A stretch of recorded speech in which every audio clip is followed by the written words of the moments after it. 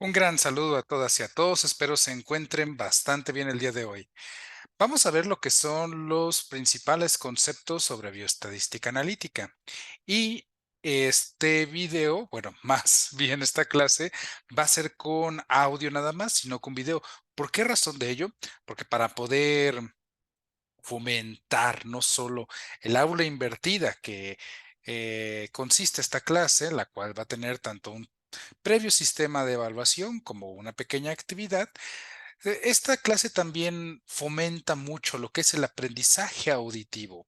El aprendizaje auditivo, para aquellas o aquellos que no lo hayan escuchado antes, consiste en tratar de buscarle lógica, aspectos numéricos o matemáticos, así como abstractos, para poder desarrollar una mejor capacidad cognitiva frente a un objeto o un nuevo conocimiento. ¿Qué quiere decir esto? Que cuando uno habla y escucha, para que los demás lo escuchen, la memoria consiste en tratar de recordar de manera lógica, numérica o abstracta la información. Entonces, para poder impulsar este tema, que para algunas o algunos no es un tema a veces muy agradable dentro de la técnica, vamos a hacerlo auditivo con pequeños ejemplos y con pequeñas alegorías para que sea más fácil de recordar.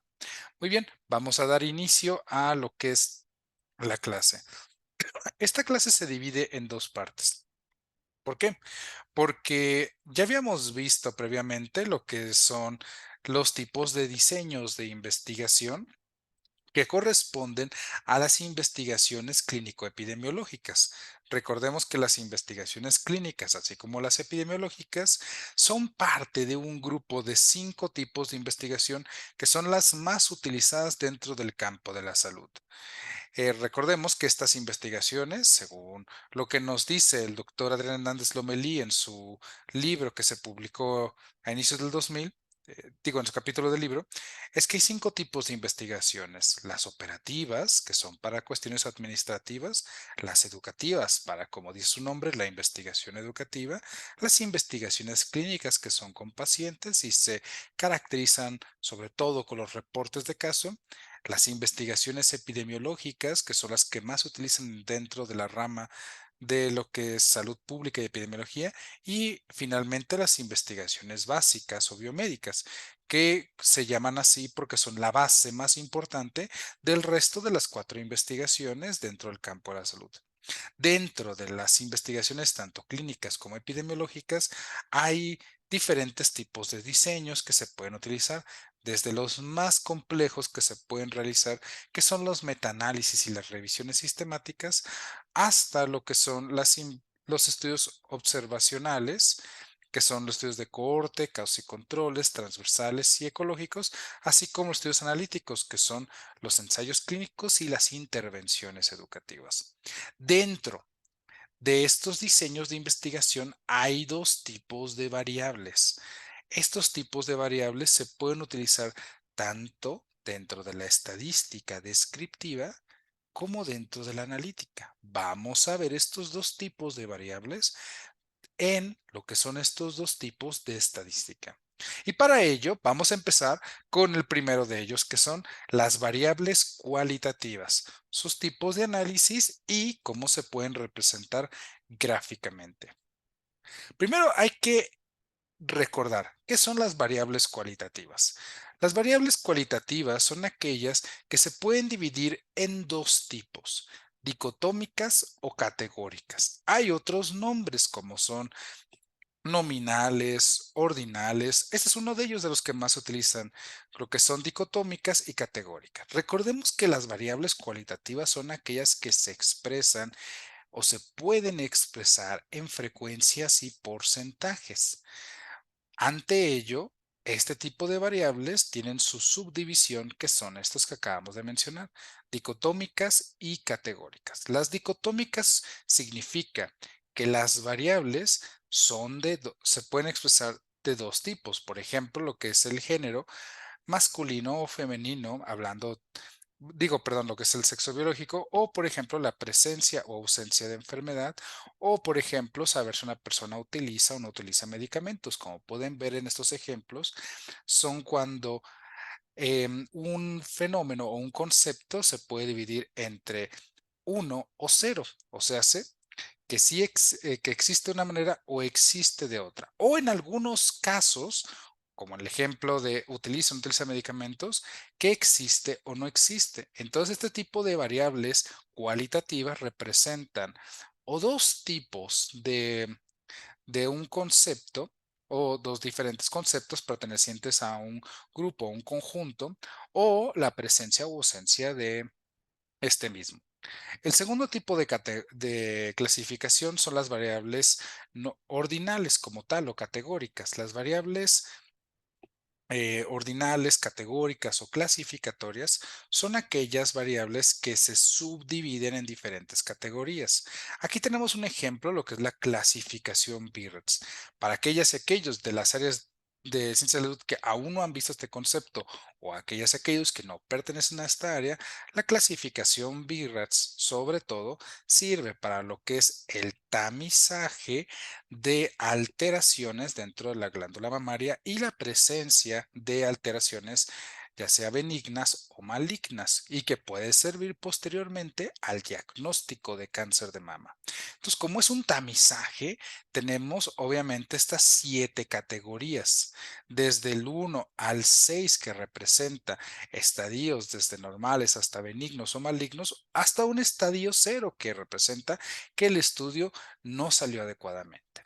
Otro ejemplo es la clasificación APGAR que se utiliza en recién nacidos, la cual se subdivide en 3 tipos, en 0, 1 y 2, y que sirve para que dentro de 5 conceptos se le dé una clasificación a lo que es el recién nacido desde el 0 hasta el 5 o hasta el 10. Como pueden ver, como son 5 conceptos, se multiplica de acuerdo a estos 3 valores. Entonces, ¿qué quiere decir esto? Este tipo de variables significa cuando estamos viendo un concepto que se puede subclasificar en diferentes secciones o que hay diferentes conceptos que pertenecen a diferentes secciones.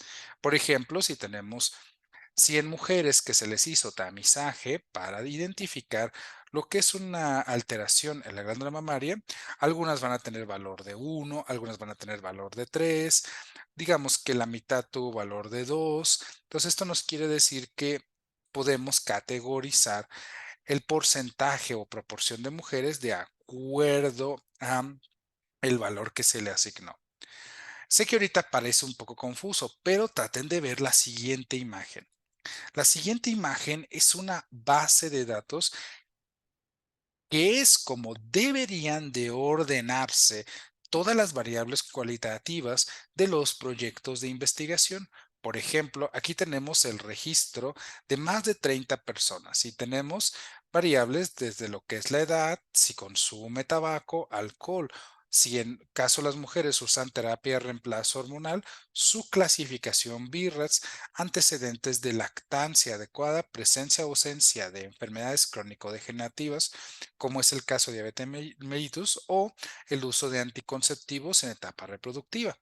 Entonces, como podemos ver, quitando la edad, el resto de las variables que acabamos de mencionar son variables cualitativas.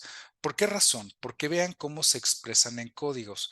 Por ejemplo, la tercera columna, ¿consume tabaco o no? Si nosotros le preguntamos a una persona, dígame si o no consume tabaco, estamos hablando de una variable cualitativa de qué tipo? Dicotómica. Por ejemplo, si estamos preguntándole si consume o no alcohol, estamos hablando igual de variables dicotómicas, pero si por ejemplo estamos revisando el expediente clínico de una mujer y queremos ver su clasificación BIRATS de su último estudio de mastografía, entonces como tal vamos a ver que hay diferentes categorías, desde lo que es el 1 al 6 o un valor 0 si el estudio salió incompleto. Entonces, como podemos ver, esas son las famosas variables cualitativas, aquellas que se dividen en sí, no, ausencia, presencia o dos tipos, que son las variables dicotómicas, o aquellas que representan todavía más valores. Sin embargo, si prestan atención, la segunda columna después del registro, bueno, más bien, después de la primera, que es el registro, dice edad. Y aquí tenemos diferentes edades para todas las mujeres, desde 47, 53, 49 a 56 años. Y aquí viene la pregunta. ¿Estos números que están en esta columna son variables cualitativas? No, son variables cuantitativas. Esas las vamos a ver al final de este video. Nada más ahorita vamos a quedarnos con los diferentes tipos de variables cualitativas que existen. Muy bien, vamos a continuar. Entonces recuerden, este es un pequeño tip que le doy tanto a estudiantes de residentes de la especialidad como estudiantes de maestría y doctorado cuando hagan su base de datos para su proyecto de investigación. Y si están tratando con variables cualitativas, recuerden, no pongan letras, pongan códigos.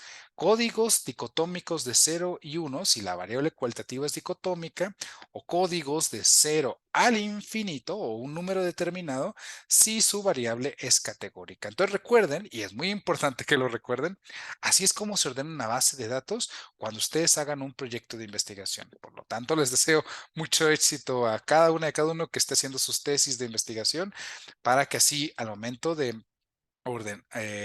hacer sus bases de datos, sus proyectos, tratan de ordenar así sus valores porque les va a servir mucho para hacer un análisis todavía más sencillo. Muy bien.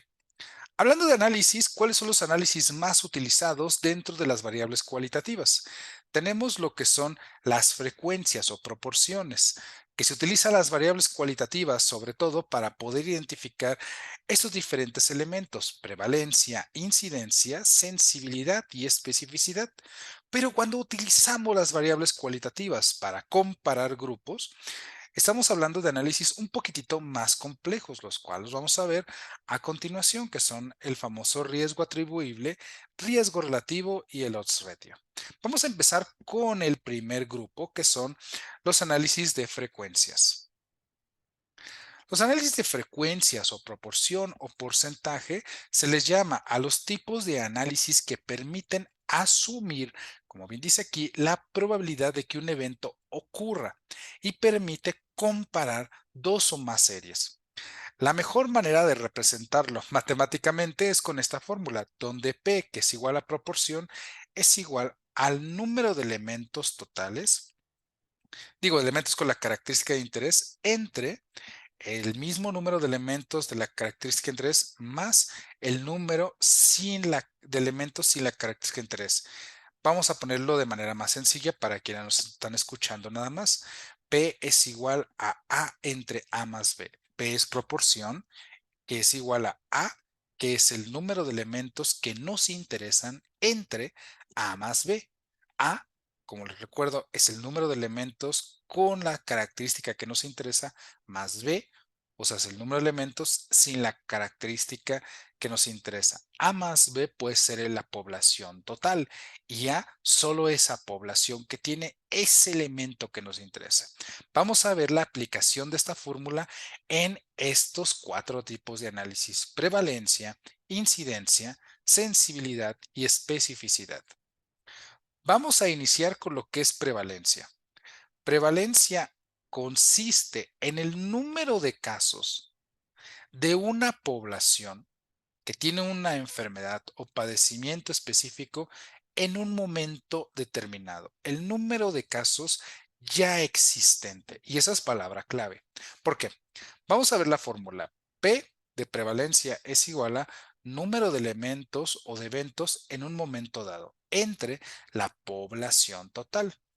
Posteriormente, este valor se multiplica por una constante, ya sea 100, 1000 o 10,000, con el propósito de que pueda servir para que se exprese en forma de porcentaje. Vamos a ver un pequeño ejemplo. Tenemos lo que es la prevalencia de síndrome de Down en la población de recién nacidos en México durante el periodo 2008 al 2011.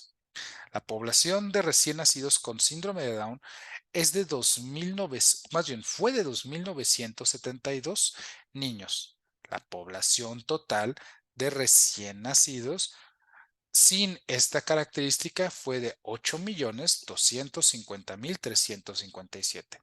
¿Recuerdan la fórmula? Si no la recuerdan, la de proporción, se la recuerdo, es P es igual a entre A más B. A siendo el número de elementos con la característica de interés que nos llama la atención y A más B significa el número de elementos tanto con la característica de interés como el número de elementos sin esta característica. Si lo expresamos en forma con el tema fórmula, sería de la siguiente manera. P es igual a 2.972 niños con síndrome de Down entre la población total de recién nacidos más la población que acabamos de mencionar, y este resultado lo multiplicamos por una constante. En este caso fue de 10.000 para que se pudiera expresar este porcentaje por 10.000 recién nacidos. Si utilizamos esta fórmula nos sale un valor de 3.7.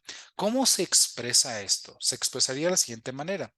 Hay una prevalencia, o séase, un número de casos ya existente de niños con síndrome de Down del 3.7% por cada 10.000 recién nacidos durante los periodos que antecedieron entre el 2008 y el 2011.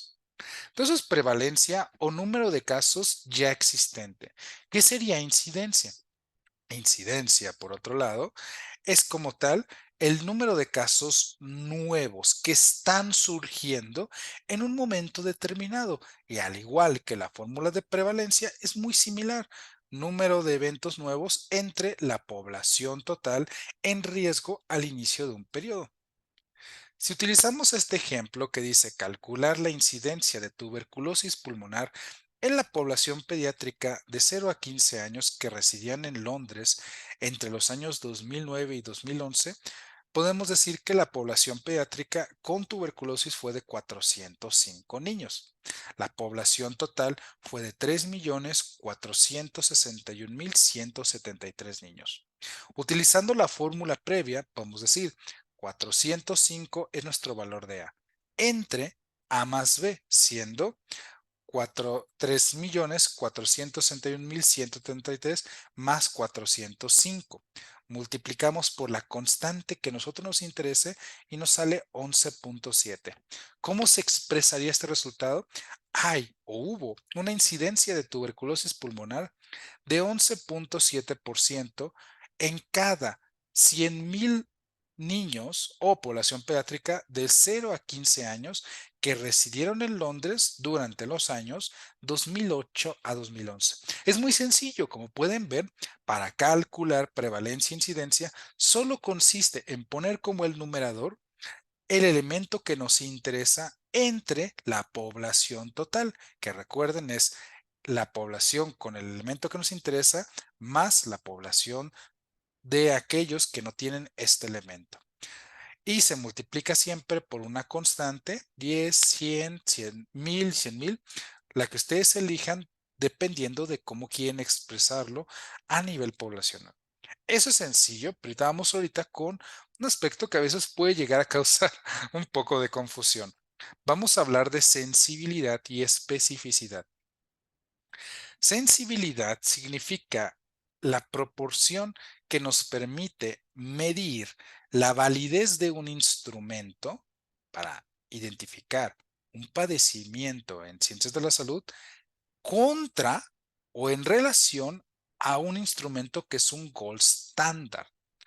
¿Qué quiere decir esto? Que estamos comparando un instrumento, un método diagnóstico que tenemos a la mano para identificar la presencia o ausencia o el porcentaje de población enferma y validez de este instrumento, pero para hacerlo lo comparamos contra el método diagnóstico definitivo para esa enfermedad, que se conoce como gold standard.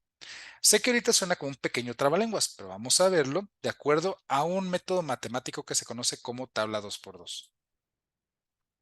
Como pueden ver, la tabla 2x2 se conoce porque aquí hay dos columnas principales contra lo que son dos celdas, generando un total de cuatro celdas. Una celda A, una celda B, una celda C y una celda D.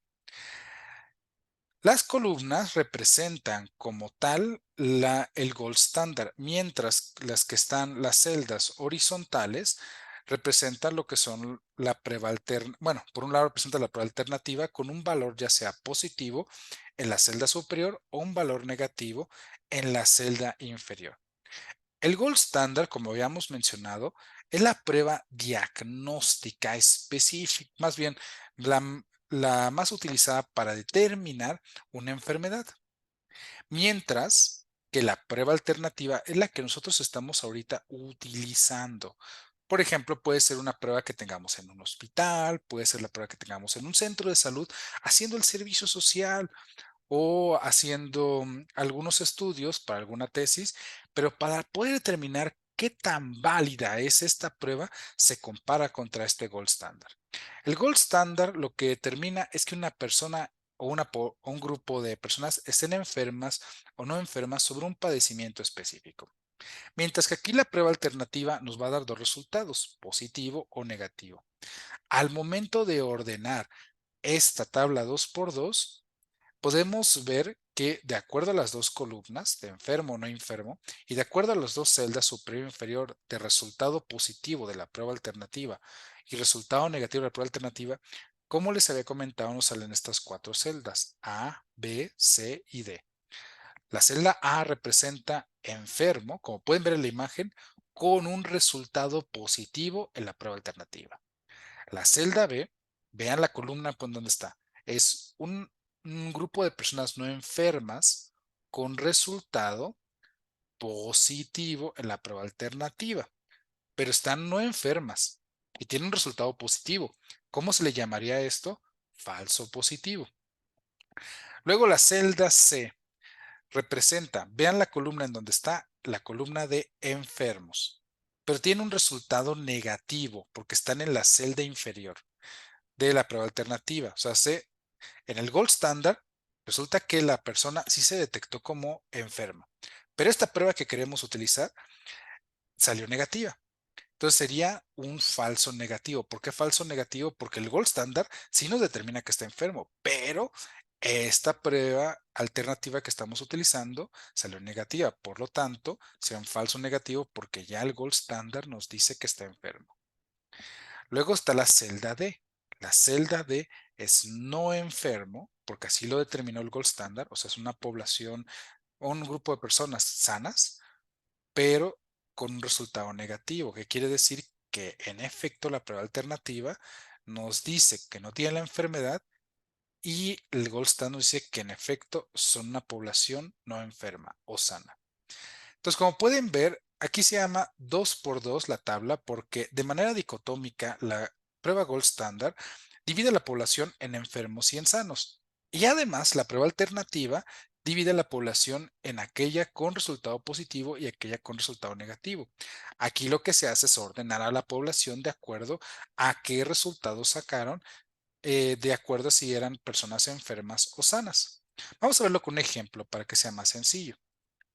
Vamos a verlo con un ejemplo de sensibilidad y para poder entender qué es sensibilidad y diferencia la especificidad, la sensibilidad es la probabilidad de clasificar correctamente a aquellos enfermos que tienen la característica de interés. O sea, ¿qué quiere decir esto? Que la sensibilidad son aquellos sujetos que realmente están enfermos y que salieron, obviamente, eh, con resultado positivo entre el total de enfermos de acuerdo a la prueba alternativa. Entonces, la sensibilidad es un porcentaje que nos permite identificar realmente el porcentaje de enfermos que nos detecta la prueba alternativa. Vamos a verlo con este ejemplo. Está lo que es la sensibilidad del ultrasonido mamario. El ultrasonido mamario es la prueba alternativa. Entonces nosotros tenemos un grupo de mujeres donde les vamos a hacer ultrasonido mamario. En este caso, el gold standard para detectar cáncer de mama es una biopsia mamaria. La biopsia mamaria nos divide de 300 mujeres a 250 con cáncer de mama en esta columna y a 50 sin cáncer de mama, o sea, hace una población no enferma. El ultrasonido mamario es la prueba alternativa que ustedes como tal quieren ver si les ayuda a detectar cáncer de mama. Entonces dividimos en aquellas con resultado positivo y aquellas con resultado negativo. Vean la imagen del video y vean como tal cómo es que la población con resultado positivo tanto está en cáncer de mama como en aquellas sanas. Entonces tenemos verdaderos positivos y falsos positivos. Y aquellas que salieron con resultado negativo tanto están en aquellas población de mujeres sanas como en cáncer de mama. Entonces tenemos falsos negativos como verdaderos negativos. ¿Qué es lo que consiste la sensibilidad? La sensibilidad consiste en saber el porcentaje de población enferma con un resultado positivo, o sea, se detectar realmente aquellos que tienen la característica de interés. ¿Cómo se saca la sensibilidad? La sensibilidad consiste en el valor de la celda A, que es este 210, entre el valor de la celda A más C, o sea, hace 210 más 40, que es 250. Y se multiplica por la constante 100, siempre porque sirve para sacar un porcentaje. Entonces, sensibilidad es igual a A entre A más C, lo cual es igual a 210 entre 250, lo cual es igual a 0.84. Si lo multiplicamos por la constante 100 nos sale 84. ¿Qué quiere decir esto? Que el ultrasonido mamario tiene un 84% de sensibilidad para detectar mujeres con cáncer de mama. Aquí es donde viene la pregunta y vamos a quitar de lado las matemáticas y hacerlo un poquito alegórico. Viene la pregunta, bueno, ¿y realmente qué significa esto? Ah, es muy interesante. Significaría que de 100 mujeres que tengan cáncer de mama, en este ejemplo, el ultrasonido solo detectaría 84 con el padecimiento. Eso quiere decir la sensibilidad, el porcentaje de población enferma con el cual se le detecta la característica de interés. O sea, como pueden ver, significa que de 100 mujeres, 16 con cáncer de mama no se les está detectando. Entonces no es una sensibilidad tan alta. Eso es obviamente peligroso si este fuera un ejemplo real. Pero recuerden, este es un ejemplo hipotético. Entonces, sensibilidad consiste en realmente detectar cuánto es el porcentaje de la población enferma con la característica de interés que nos detecta esta prueba alternativa. Entonces, cuando ustedes estén en el hospital o en la escuela, en su internado, servicio o especialidad, o incluso maestría y doctorado, cuando escuchen la palabra sensibilidad significa que tanto una prueba alternativa que ustedes están utilizando detecta a la población con el padecimiento. Pero eso es sensibilidad. Por otro lado, ¿qué sería especificidad? Ah, sería todo lo contrario. Especificidad sería a qué el resultado o el porcentaje de población sana que detectaría esta prueba alternativa. Sensibilidad es población enferma, especificidad es población sana. Sensibilidad, su fórmula, en vez de ser A entre A más C, sería D entre B más D. Con el mismo ejemplo, si el valor de la celda D son 38 mujeres y el valor de la celda B más D es 50, sería 38 entre 50. Nos sale 0.76. Lo multiplicamos por la constante 100 y nos sale 76%. ¿Qué quiere decir esto? Que el ultrasonido mamario tiene una especificidad del 76% para detectar mujeres sin cáncer de mama. Recuerden, alegóricamente, ¿cómo se podría interpretar esto? Significaría que si tienen 100 mujeres sin cáncer de mama y están queriendo ver cuántas de ellas salen con resultado negativo al momento de utilizar su nuevo ultrasonido, significaría que estas 100 mujeres solo sanas, solo se detectarían realmente 76 sanas. El resto 24 saldrían con qué? Con un falso positivo como tal. Este falso positivo significaría que son mujeres sanas, pero por alguna extraña razón el ultrasonido les detectó una alteración como tal positiva. Entonces hay que tener cuidado. Cuando ustedes escuchen entonces que una prueba diagnóstica tiene una especificidad como por ejemplo del 70, 75%, incluso más abajo, estamos hablando de una especificidad baja. Entonces recuerden alegóricamente sensibilidad, la validez de una prueba o el porcentaje de una prueba para detectar realmente a la población enferma, mientras que especificidad es para la población sana. y se compara siempre esta prueba alternativa contra el gold standard. El gold standard que detecta realmente a los enfermos. Sé que esto parece un poco confuso, pero recuerden que esto lo van a estar viendo constantemente tanto durante los momentos de su licenciatura en su servicio o, por ejemplo, para estudiantes de medicina en su internado o especialidad, pero también maestría y doctorado se utilizan mucho. Entonces, estas son las maneras en que se utilizan las variables cualitativas, sobre todo para frecuencias y porcentajes. Pero hay análisis un poco más complejos, los cuales son el riesgo atribuible, riesgo relativo y el odds ratio. El riesgo atribuible y el riesgo relativo son los tipos de análisis que más se utilizan, sobre todo en los estudios prospectivos, por ejemplo, cohortes o incluso algunos ensayos clínicos y también intervenciones educativas. El riesgo relativo es una división donde se compara lo que es la incidencia de enfermos entre la incidencia de sanos, mientras que el riesgo atribuible es una resta, la incidencia de sanos entre la incidencia de enfermos entre la incidencia de población sana. Vean cómo es que estamos hablando de incidencia. ¿Por qué? Porque los estudios prospectivos son aquellos donde se estudia la población durante años, días, semanas, pero del presente al futuro. Entonces estamos viendo el número de casos nuevos. Recuerden que casos nuevos es incidencia. Entonces, aquí se utiliza el término de incidencia y riesgo relativo y riesgo atribuible son los que se utilizan para ese tipo de diseños de investigación. Por otro lado, el odds ratio u OR es una división cruzada que igual se utiliza en las tablas 2x2 para buscar medir asociación o factores de riesgo. Eso se utiliza en estudios retrospectivos, o sea, hace los famosos casos y controles. Este tipo de análisis sirve para ver cuánto es el nivel de asociación entre una causa o un factor de riesgo y el evento que ya tiene la población o la enfermedad. Entonces, odds ratio se utiliza para diseños retrospectivos, para medir asociación y factores de riesgo. Riesgo relativo y riesgo atribuible, pero en específico riesgo relativo se utilizan para medir la magnitud de el riesgo de que una exposición conlleve después de cierto tiempo a que se desarrolle una enfermedad. Y estos dos, riesgo relativo y riesgo atribuible, sirven en estudios prospectivos. Muy bien.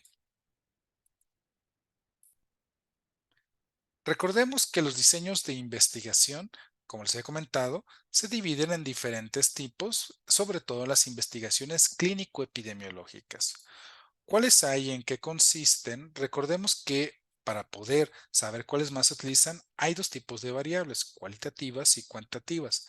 Las que estamos viendo ahorita son las variables cualitativas, las cuales se dividen en dicotómicas y categóricas. Y aquí vienen algunos ejemplos. Dicotómicas que se expresan en códigos de 0 y 1 y categóricas que se expresan sobre todo en 0, 1, 2, 3, etcétera, etcétera.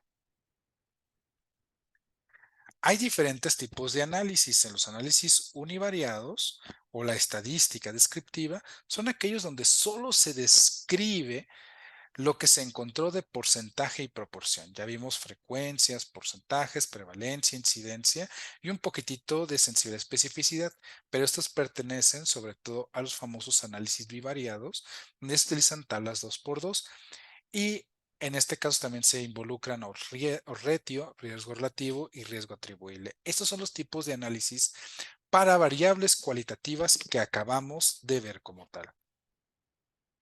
Pero, ¿qué tiene esto que ver con diseños de investigación? Ah, muy bien. Vean esta línea abajo de esta imagen. Es una línea negra y aquí está parada una persona con una flecha que lo está apuntando hacia abajo, una flecha a su derecha y una flecha a su izquierda. La flecha que está señalando a esta persona es el presente. O sea, hace el día de hoy, o este mes, o este año, incluso puede ser esta década. Entonces, este es el presente en donde se encuentra la persona. La flecha hacia la derecha es lo que se conoce como prospectivo. o que vamos del presente al futuro. La fecha hacia atrás se conoce como retrospectivo, o sea, hace que vamos del presente al pasado. Presente vamos a conocerlo como transversal, o sea, son todos aquellos diseños de investigación que determinan cuál es el porcentaje o la prevalencia o número de casos ya existentes de un padecimiento. Retrospectivos son aquellos estudios que determinan de un padecimiento que ya existe, o sea, es una prevalencia, cuáles son o fueron los factores de riesgo para que esta enfermedad ya presente esté ahorita. Y se comparan dos grupos, enfermos contra sanos.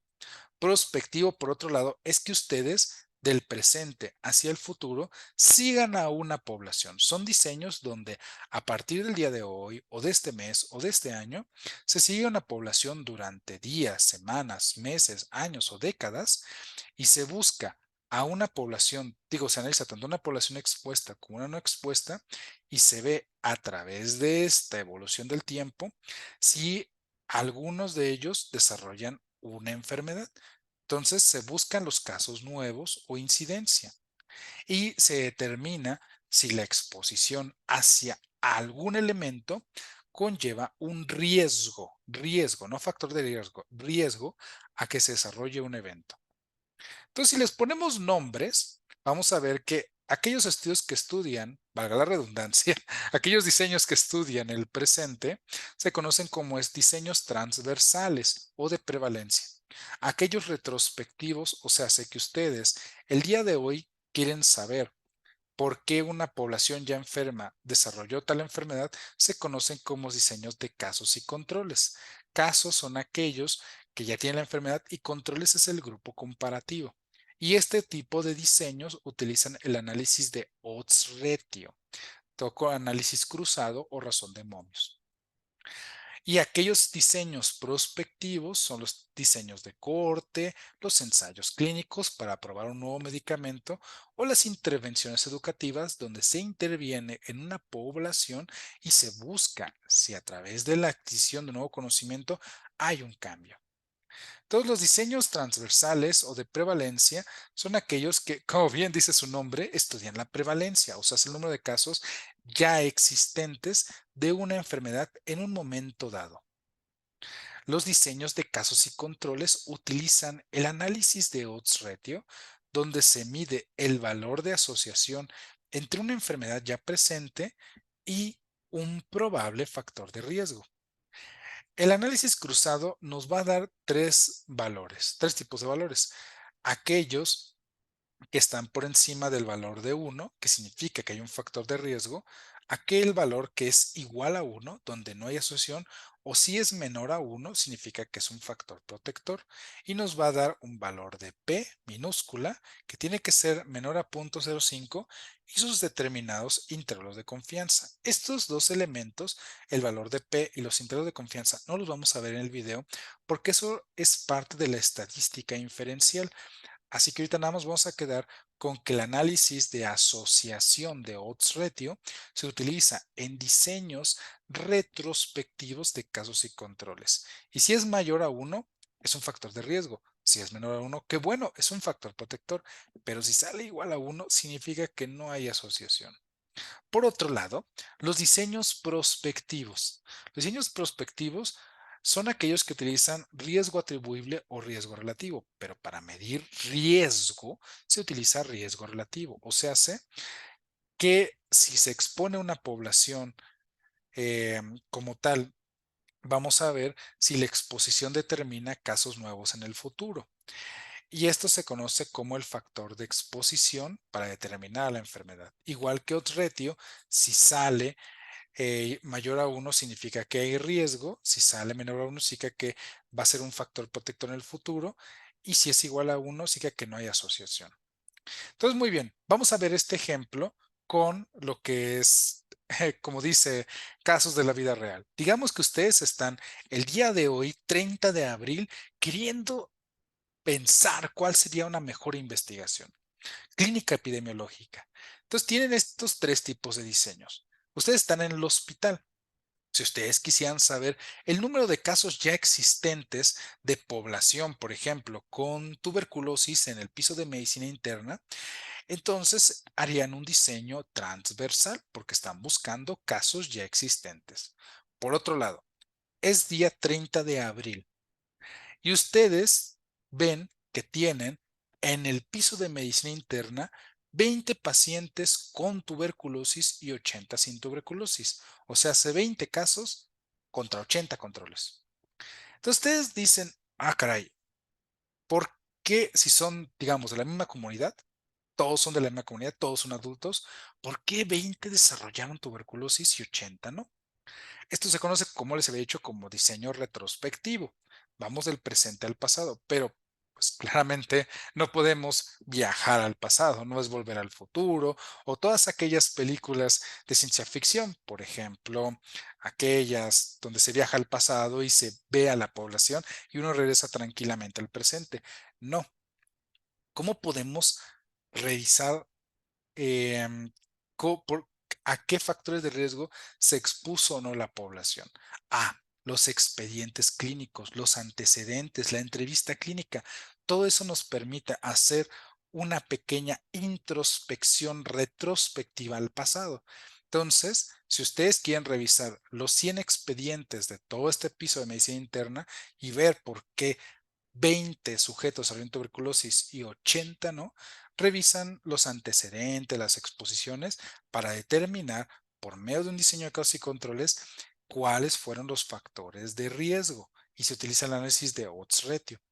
Por otro lado, ya ustedes ya vieron qué es un diseño transversal y qué son diseños de causas y controles. Por otro lado, es día 30 de abril y ustedes quieren seguir una población por 10 años. Es el año 2023 y ustedes quieren seguir a la población hasta el 2033. Esto se conoce como diseños prospectivos, porque significa que vamos del presente al futuro, siguiendo una población. Entonces ustedes tienen 100 sujetos a 40, los van a observar o analizar mientras fuman y a 60, mientras fuman ellos y ellas, y a 60 van a ver que no fumen, pero se exponen a otras ¿cómo se llama? Factores de exposición. Entonces van a seguir por 10 años y van a ver si estos 40 que fumaron contra estos 60 que no, quienes desarrollaron, por ejemplo, alteraciones pulmonares, EPOC, bronquitis, cualquier tipo de alteración, incluso cáncer. Entonces esto se conoce como prospectivo y mide el número de casos nuevos con alteraciones pulmonares, que es, recuerden, incidencia y el riesgo, no factor de riesgo, el riesgo que nos da el valor de riesgo relativo para que haya nuevos casos. Entonces ya vieron lo que son los diseños de acuerdo a la temporalidad y el tipo de variables cualitativas y análisis que se pueden utilizar. Entonces, para que sea más sencillo, vean esta imagen y se las dejo, donde de acuerdo a el tipo de diseño de investigación, también obviamente están los verbos que se pueden poner en sus respectivos proyectos de investigación. Por ejemplo, si ustedes quieren utilizar un diseño transversal, sirve para identificar o conocer la prevalencia de los casos ya existentes. Si ustedes quieren utilizar un diseño de causas y controles o incluso los famosos transversales analíticos que son de manera muy fácil de decir, causas y controles un poco más sencillos. Por ejemplo, se puede decir, quiero determinar los factores de riesgo y la prevalencia de tal enfermedad en tales sujetos. En los diseños de cohorte, son aquellos que utilizan los verbos determinar o intervenir, aplicar o proponer, sobre todo si van a utilizar ensayos clínicos o intervenciones. ¿Cómo se expresan estos resultados gráficamente? Las frecuencias y porcentajes se expresan con gráficas, mientras que la comparación de grupos con tablas. Las gráficas pueden ser de barras, como se puede ver aquí en la imagen, o de pastel o círculos, como se puede ver aquí en estas dos imágenes. Mientras que cuando estamos hablando de comparación de grupos, se expresan en tablas. Y así es como se hacen las tablas. Para todas y a todos aquellos que me están escuchando y que quieran hacer ya sea un informe técnico un proyecto de investigación o como tal un protocolo para que pueda ser aprobado y ustedes quieren poner tablas, así es como se expresan, como las tablas 2x2, donde tenemos dos columnas principales. Obviamente tenemos una columna a la izquierda que está al lado de enfermos y una columna total que está a la derecha. Pero las principales son las de enfermos y sanos. Recuerden, enfermos siempre va en la columna de la izquierda y sanos siempre a la derecha. No pueden moverlos porque si no, mueve todo el análisis. Mientras que si estamos comparando, por ejemplo, una prueba alternativa, positivo siempre va en la parte superior y negativos en lo que es la parte inferior. Y siempre tienen que agregar el total de cada uno de estos elementos. Y siempre en lo que es la parte de arriba tiene que estar lo que es el título de la tabla y abajo lo que es la fuente donde obtuvieron la información. Aquí lo estamos señalando en las imágenes para que el momento que ustedes quieran presentar un protocolo o un proyecto de investigación sepan cómo se ordena una tabla. Muy bien, vamos a la segunda y última parte de lo que es esta grabación, lo que son variables cuantitativas, sus análisis y representaciones gráficas. Pero si ya están un poco cansados, sobre todo de la explicación de cuáles son las variables cualitativas, les pido que ahorita traten de tomar un descanso antes de continuar. Sin embargo, estén un poco tranquilas y tranquilos porque esta parte es la más sencilla de la presentación. Las variables cuantitativas son más fáciles de describir o analizar a diferencia de la complejidad de las variables cualitativas. Pero recuerden, estamos hablando de estadística analítica.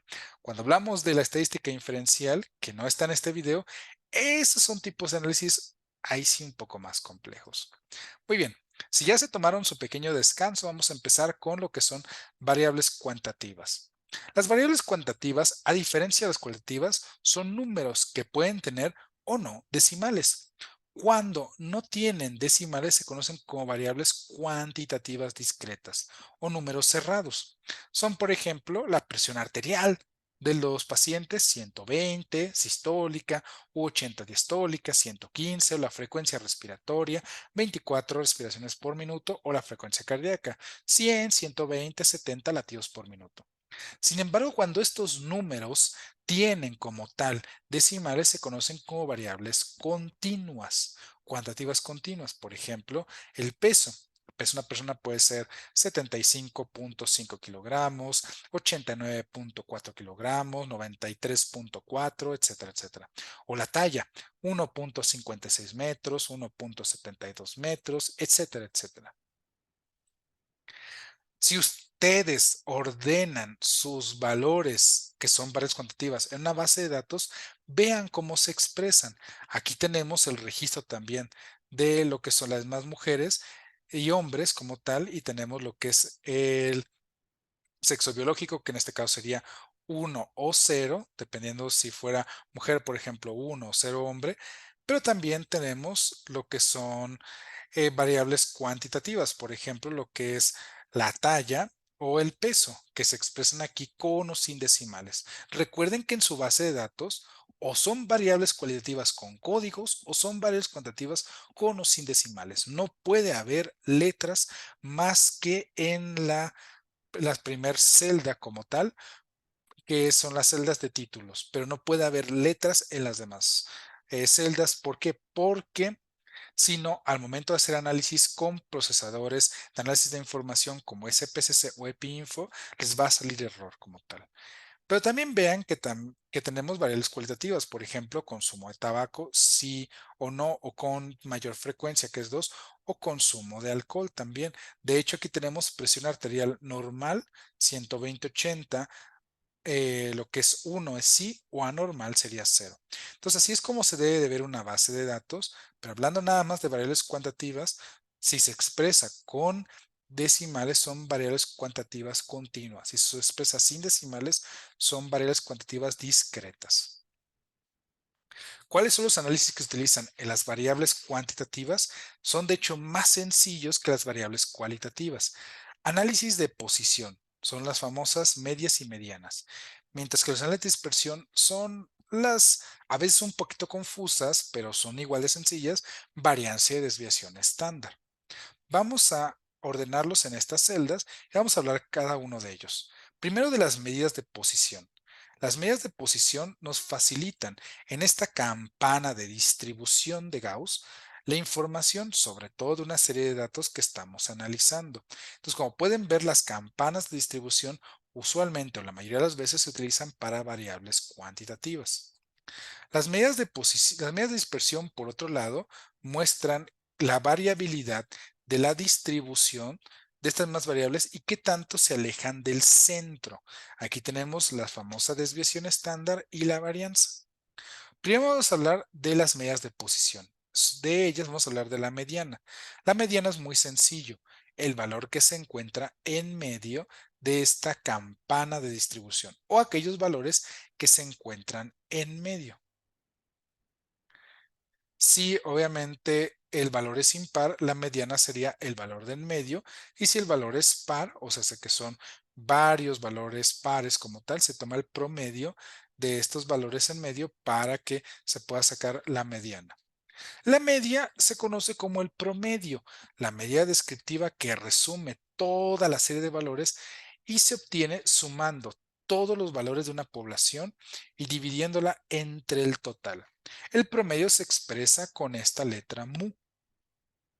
Entonces tenemos, por ejemplo, aquí el registro de la talla, el peso y la glicemia de 10 pacientes.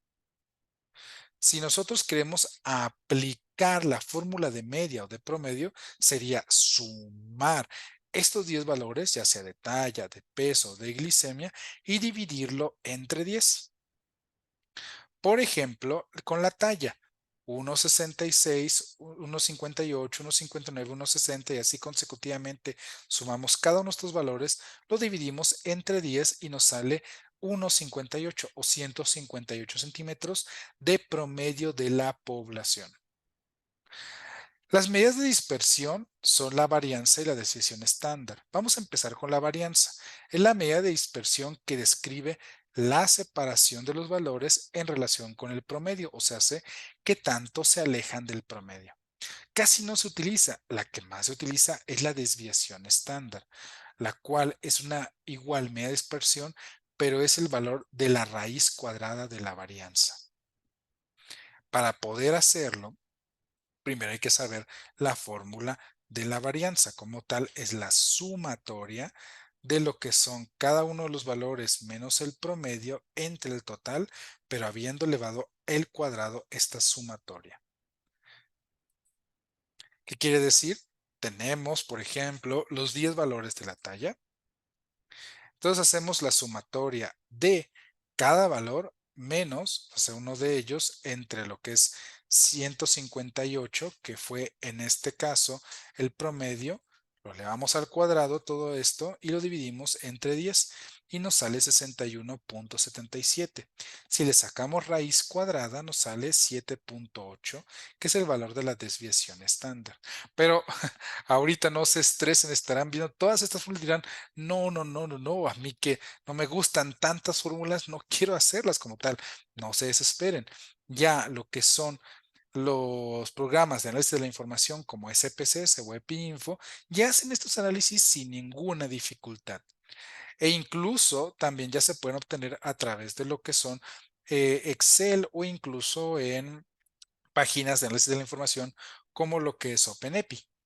Pero, ¿qué quiere decir este valor de promedio, desviación estándar, varianza?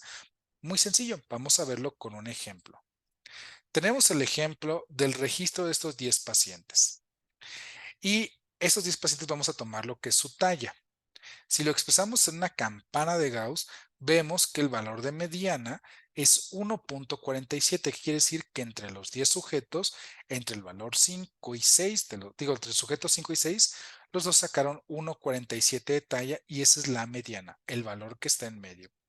El promedio es de 1,58, significa que de estos 10 sujetos, el promedio es de 1,58 metros de altura. La varianza significa con este color naranja qué tanto se aleja del promedio. Y vean, obviamente, que se aleja bastante, pero para poder saber qué tanto se aleja el valor real, le sacamos raíz cuadrada y nos sale 7,86 o 7,9 de un lado y de otro. ¿Qué quiere decir esto? Que el promedio de estos 10 sujetos con respecto a su altura es de 1,58. ¿Y qué tanto se aleja de este promedio? 7,8 tanto de un lado como del otro. Se hace más menos 7,8 es la desviación estándar del promedio de la altura. Muy bien, entonces ahora vamos a ver lo que es un último concepto. ¿Qué pasa cuando tenemos dos variables cuantitativas independientes que aparecen al mismo tiempo en una gráfica? Se hace análisis de correlación o de R. El análisis de correlación consiste en un procedimiento para determinar si dos variables cuantitativas están vinculadas o no. Y sale por medio de este análisis un valor entre -1 y +1.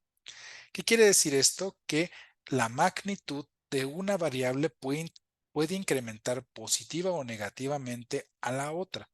Un signo negativo indica que existe un vínculo negativo entre las dos variables, significa que la presencia de una variable altera negativamente la otra. ¿Pero qué quiere decir todo esto?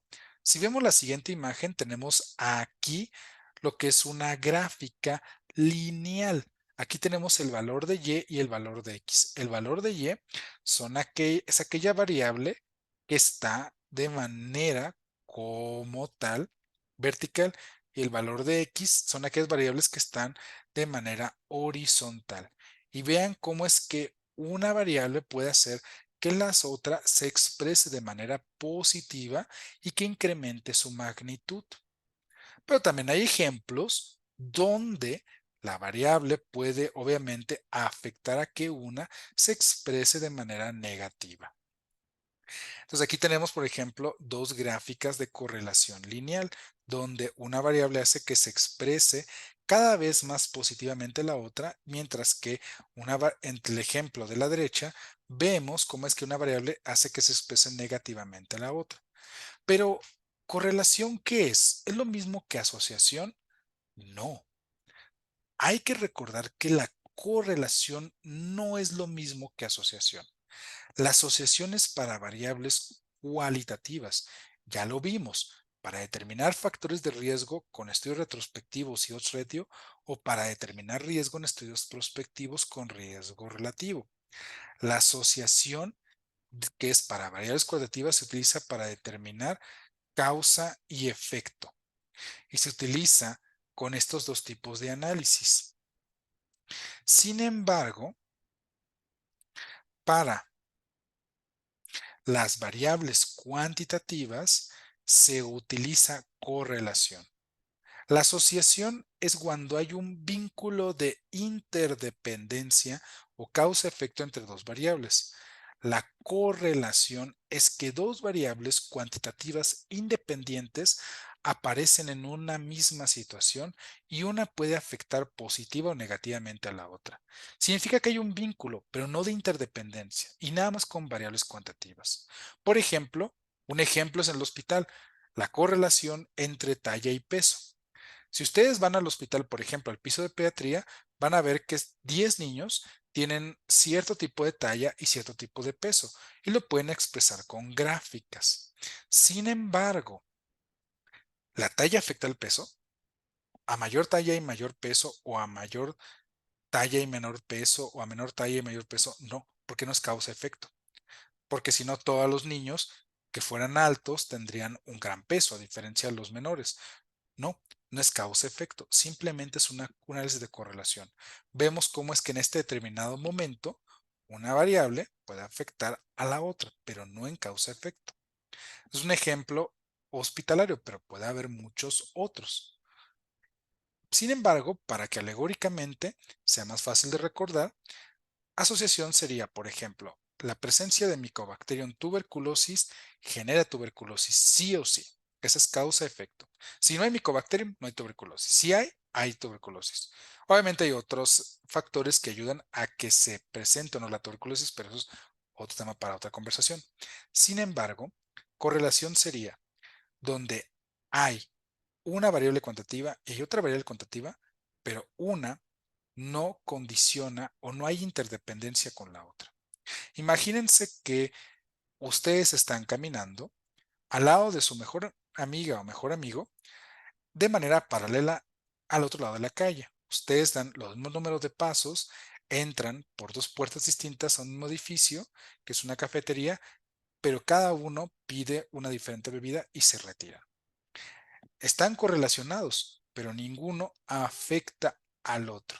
Ese sería un ejemplo alegórico de correlación, pero si queremos verlo, un ejemplo con qué es lo que se ve en la práctica clínica, podría ser peso y talla, números de días de estancia hospitalaria, por ejemplo, con adherencia terapéutica, etcétera, etcétera. Hay múltiples ejemplos, pero el mejor ejemplo es el de peso y talla. Si ustedes piensan en algún otro ejemplo de correlación, pueden decírmelo, pero recuerden, correlación significa que dos variables no están conectadas por causa-efecto, porque si es causa-efecto es asociación y es variable cualitativa. Y finalmente, para ya acabar, ¿cómo se presentan los resultados de las variables cuantitativas? Con campanas de distribución como la que están viendo, con cuartiles, dividiendo las campanas de distribución a partir de cuartiles.